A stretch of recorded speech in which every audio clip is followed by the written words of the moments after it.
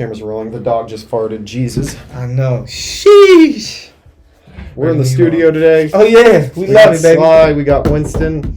Winston's already farted in the studio. Man. And he's not even on camera yet. Hey, Winston. Thanks for that one. Man, he knows that we're legends, so he wants to be around us as much as possible. Man, bro, you know what it is? When he hangs out with us, straight gas. Bro. Straight gas.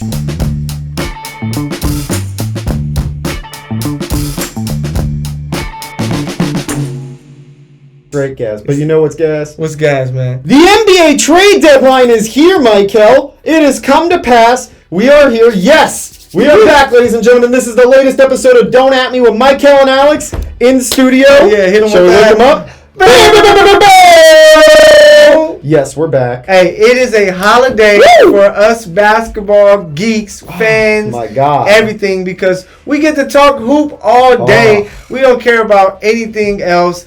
I love college basketball, of course, but it's all about NBA. Man, all right, I had karate this morning. I was supposed to see my sister later, and I told her, look, the trade deadline happened, Alana. I got to be here to report up. Shout out to my sister, Alana Grayson. Thank you for letting me Hey, I had a few people hit me up, a couple ladies, and I had to tell them, hey, you can't take my focus off this, so I'll just hit you up tomorrow. My cat does not count. How many times have I told you? Miss Kitty doesn't count. But you know what does count? What counts? South Beach made a move. Pat Riley strikes again. They did. Pat Riley has managed to make magic work again. He finally acquired another player that they were looking at, which is Victor Oladipo, heads to South Beach. Oladipo! Wakanda forever! And he's also a wonderful singer.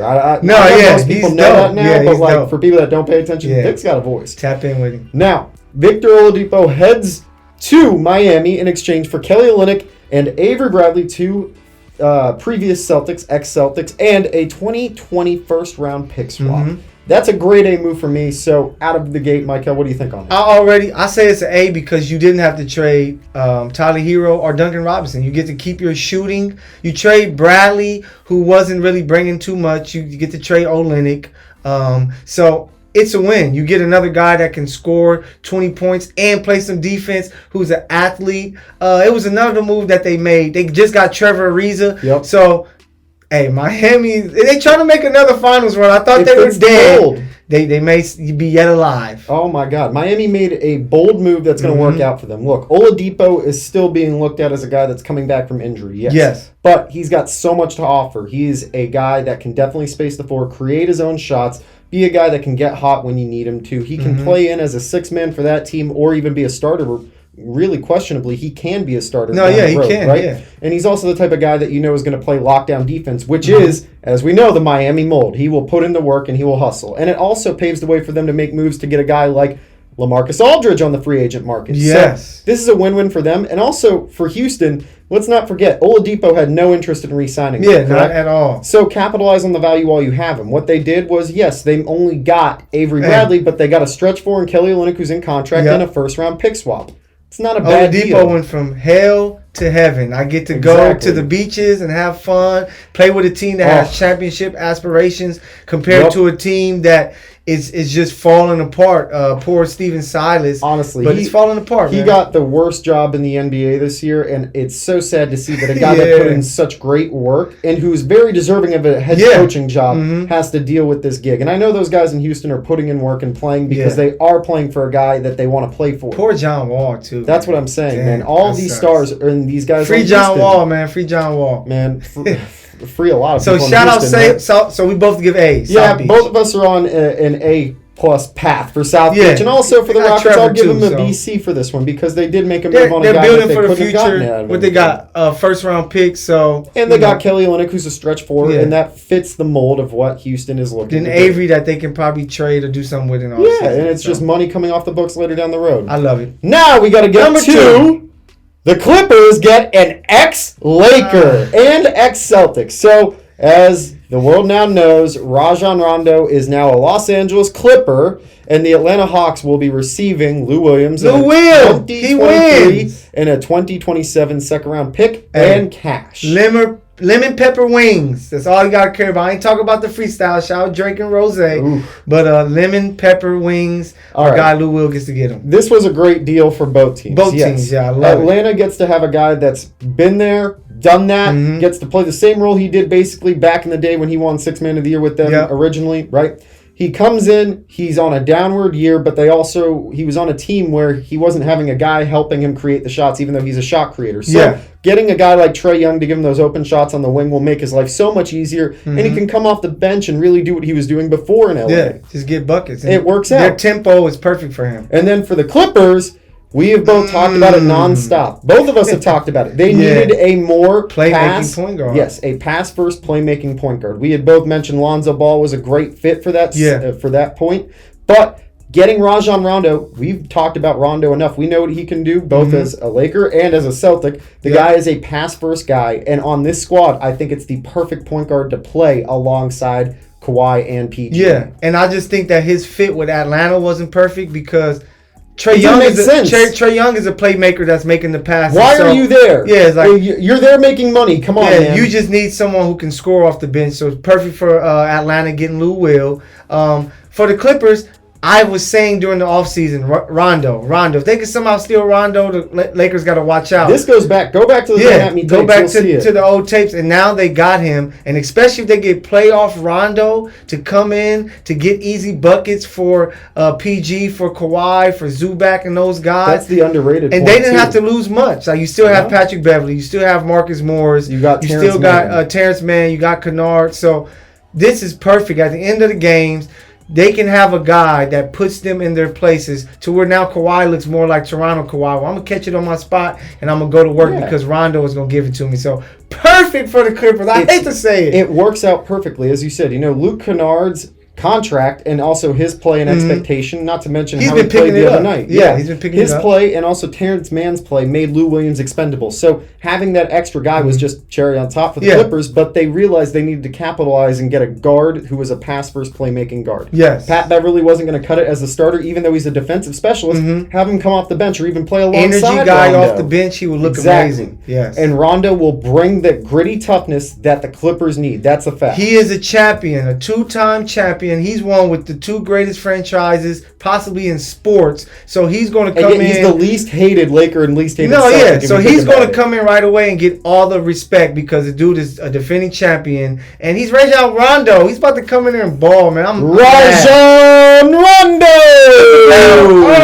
All right, now on to the team that originally got to call Rondo's name, and that is my Boston Celtics. Yes. So let's get through this real quick. Okay. The Celtics made two moves. One, they managed to make a very good deal, in my opinion, with the Orlando Magic for Evan Fournier, which ostensibly played out as trading Jeff Green and 2 second-rounders. Then, on the night after he misses the potential buzzer-beating, game-winning triple, Daniel Tice gets shipped out to Washington for Mo Wagner. Now, I'm sitting here scratching my head. Let's just put it out there. I'm scratching my head wondering, Daniel Tice is a very good power forward for the Celtics and power forward center, right? Yes. He is a guy that's hard-nosed. He might not be the most athletic, but he's a guy that can stretch the floor, who can make good passes, will make a smart play, and he even is an option to take a buzzer-beating three and is a reliable one at that, right? Yeah. For us to trade him for Mo Wagner, that can only mean to me that the Celtics are planning to either elevate Robert Williams to the starter right out the gate, right? Or they're going to get another big name on the buyout market. But LaMarcus Aldridge is tied to Miami, and yet the Lakers are tied to Andre Drummond, who's currently out here, which nobody will tell you, but he is currently looking for houses on the market. We can confirm that. Look, the Celtics are in a very strange situation. The two things we needed at the deadline were a pass-first point guard, a la Rajon Rondo type, and a big man. What did we do and get? We got Evan Fournier, which, yes, we needed bench scoring. Yeah, but a shooter. We didn't get a big. We didn't get a big. And I've said constantly, look, I've said that Robert Williams is definitely a guy within the system that could be the move to avoid making, which is trading for a big, right? Elevating him. But that didn't mean at the expense of trading Daniel Tice, who was basically your insurance policy, and a guy that you could have come off the bench or switch interchangeably. It makes no sense to me. So Danny Ainge, call me right now so I can get some sense as to what you're thinking, because I feel like most Celtics fans feel the same way, just as I've seen in the forums. This is a sad part for me. I didn't even know Mo Wagner was still in the league. Like it was a who he played for moment, and the fact that they traded Tice for that is like, what is going on? Wagner has played well against us. But so maybe they see something that no one else sees. But as far as Fournier, I like the move. I actually think that you can kind of move Marcus Smart back to the bench and Yes. starts Fournier because he's a shooter. He's a guy that can score and come in Well, and he give can be you off the bench 16. too as well. Yeah, he can play either or, but I think I like him as a starter. Get Jaylen Brown back to that 4 spot to where they just kind of like, we can small ball you to death. You have Robert Williams. So Kemba, Fournier, Tatum, Brown, and then Williams. Williams, and then you have Thompson off the bench. You have Why Peyton couldn't we Pritchard. trade Tristan Thompson? Then you have which is crazy, but I've been telling you all season. I just think that Boston are disappointing all of their fans. We are playing underwhelming basketball, as the evidenced by the Bucks game the other night. And I just think that this move will not help to them to get to the championship aspirations that they had prior to the season. You have 2 All-Stars, Boston. Figure this out. Hey, it might be time for Brad Stevens to... No, we're not going to go that far. We're not going to go to the far point of putting I love Danny to Ainge see on it. the guillotine. I love to see it. But as a Celtic fan, I will agree that these moves were underwhelming, and we played Very very underwhelming basketball all year. Now, Yes. I don't know whether it's an in-locker room issue, whether there's a player issue, whether there's a coaching issue, whatever it may be. But the moves that we wanted to see happen didn't occur, and it leads me to believe that Danny Ainge definitely sees something on the buyout market, right? Because that's what he's done. And if he doesn't, that tells us more about what we are lacking and what is not occurring, and that we need to address it in the offseason. Yeah, and if they don't get anything in the buyout market, I think that is just going to lead That's the nail in the coffin. It's just going to be like, all right, let's play the season through and let's really attack next year, So I like Fournier, the move, but it won't win the championship this year. I don't want to underplay the fact that Evan Fournier was a great pickup, especially utilizing the TPE exemption to bring him in, only giving up Teague and maybe 2 second rounders, right? Yeah. Although I like Jeff Teague, but his play with the Celtics was basically like a skeleton of what he really was. You've been on Peyton the whole time, so I've been on Peyton. now you get to have all his minutes. Playoff P right there, baby. Yeah. The Celtics, I'm going to go with this being a C right now because I don't understand the logic on the second move being the Daniel Tice move. Yeah. Right? But overall for Fournier, I think that was an A+ move given what we had to trade. I'll be nice. I'll give him a D+.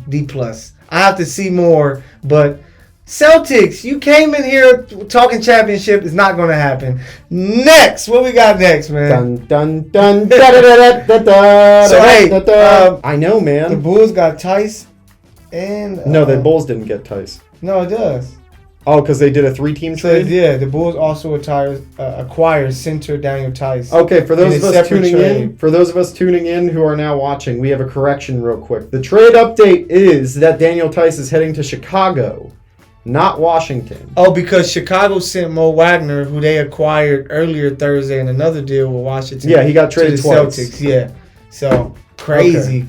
See, we getting updates, man. Thanks, Woj. He this just is texted going me. at me. He just texted me. Woj bomb. Thanks for the text to clarify, man. See, that's why you gotta have good friends. Yeah, shout out to Woj. Shout out to Brian Windhorst. I saw him on the jump earlier. I love that man. If Brian Windhorst ever watches my stuff, please know. Hey, check your DMs. We're gonna be in the DMs. No, bro. seriously, I will always go for you, and I will always try and make it a point to try and do some work with you because you're a freaking cool man. No, he does his thing. They had the green screen backdrop with him in Miami and then him in Boston. Yeah, oh, he's man. dope for that. So, speaking of Chicago, the Celtics, it's done. Yeah, this is over and done. We'll talk about Chicago now because that's the move where it goes. So they got Tice, so they got one big, and then you get another All-Star to join Zach LaVine, a guy that you were hoping the Celtics were able to trade for. Vucevic, man, a great pickup for them.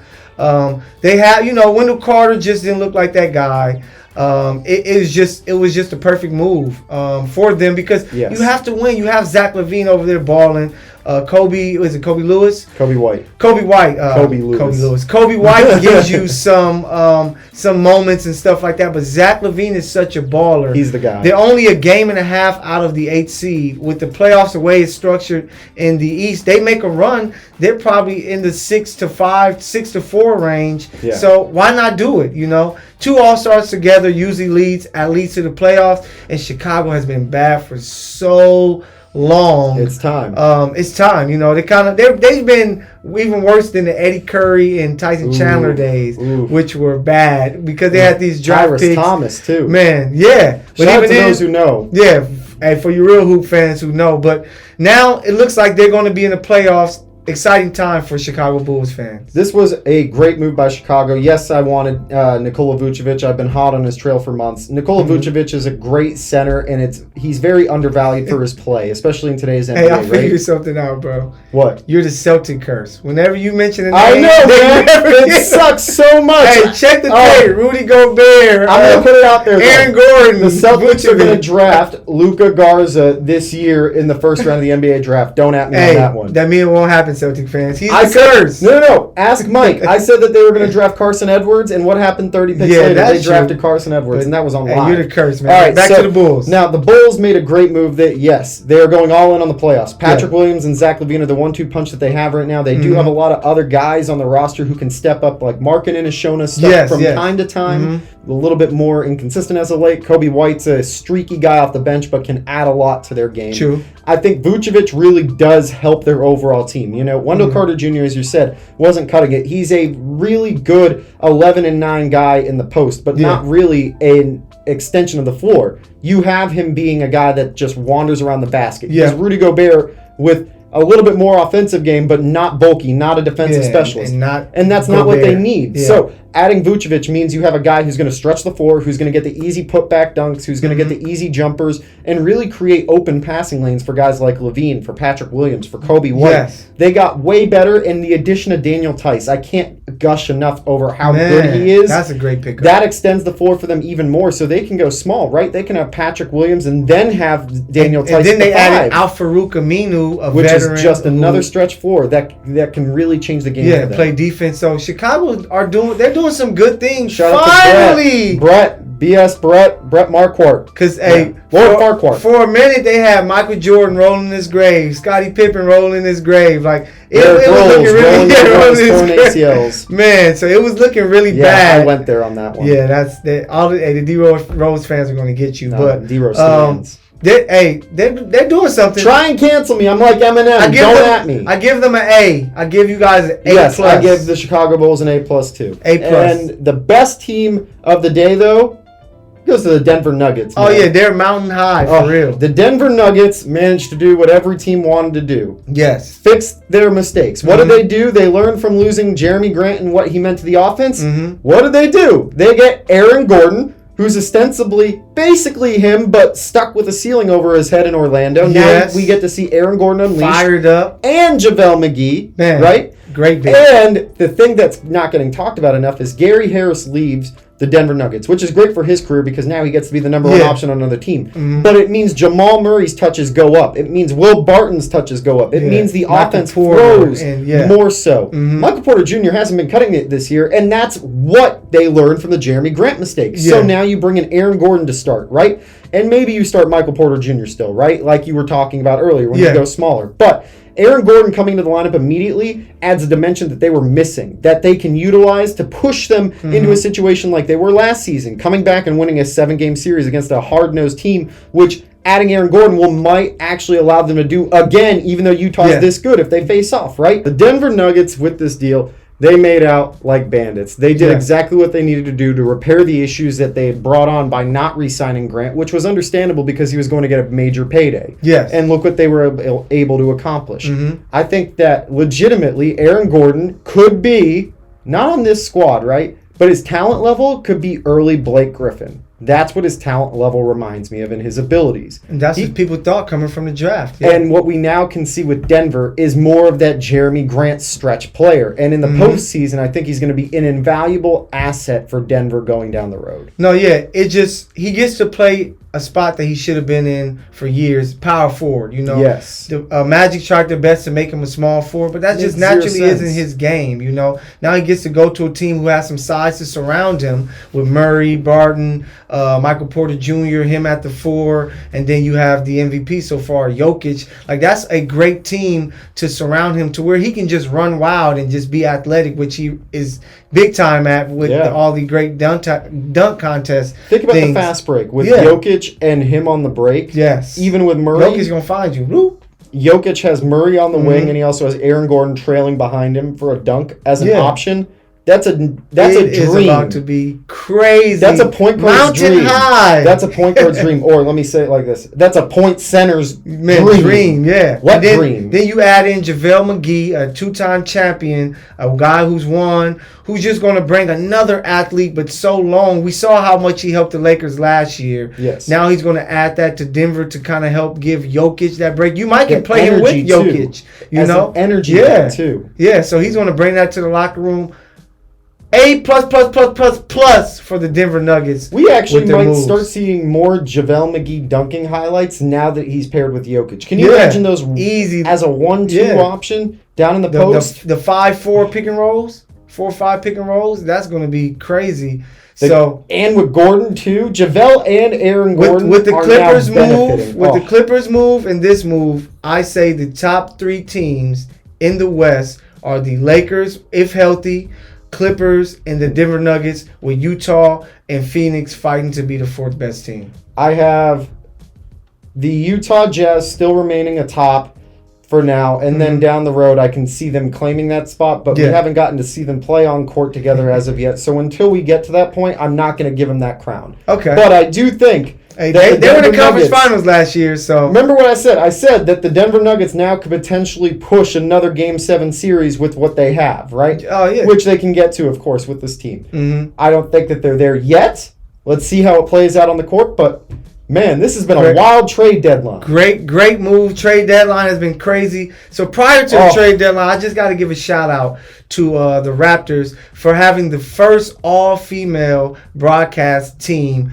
Kudos, hand claps for you guys. It's great to see the ladies getting the respect, getting the roles, and especially on it was something different. Yeah, not even a throwaway game. I'm glad that it was the night before the deadline where there was going to be. It was like 11 games going on. Yeah, and it's going to be an isolated time, especially for the Raptors because they were going to either move Lowry or not. Yep. So you're getting a lot of spotlight on it, which gives the opportunity to be spotlighted on the women that are doing the broadcasting, which I think it was a blessing and a mitzvah, and I'm happy that they were able to do it. Much praise to him. And before we get out of here, Draymond Green, stop lying to the people. You are not the greatest defender ever. Bill Russell, Scottie Pippen, Olajuwon, Jordan, Kobe, Ron Artest, Tony Allen, Kevin Garnett, Mutombo. It's so many other names. So Boykins, Vladimir Radmanovic. Literally, I can think of so many more guys better than you defensively. I'm sorry, it's just the truth. You want to say you're the best defender of all time? I get it. You know, you're in the spotlight. You're getting asked the question, you can do that same line that you do in the Subway commercial with Jason Tatum to shut him up. I got the rings to prove it. Yeah. Well, it don't matter. Let me tell you something. Tony Allen doesn't have any more rings other than the one that he got with the Celtics, but let me tell you something. He's a way better defender than you are. Don't at me. Hey, Draymond, get it together. Stop lying to the people, man. But that's the episode, man. Is that I just tried to stare him down in the camera. I realize you're not even here, Draymond. No, but just know. Don't at me. Draymond might pull up, so you got to beware. Man, let me call Matt Barnes real quick and see if I can convince him that I'm right. And if I am, then he'll come through, too. Okay, Matt is a dog. Shout out Matt Barnes, Steven Jackson doing a great job with this show. Shout out to everyone. I'm just glad that we're happy and healthy. Shout out to the world. We're happy, we're healthy, we're loving life. Please, as usual, guys, go and check out the rest of our content at Alex Himes on YouTube. If you haven't already, like and subscribe also onto our videos. Yep. We all appreciate it. And tell us what you liked about today's episode and also what you thought about the trade deadline nonsense. Yeah, what are your favorite trades? We want to know. And as usual, don't forget to check us out on social media. He is at Michael the PG. I am at HimesLA, HYMESLA. And as usual, guys, be good people. We'll catch you next week. Till next time, peace!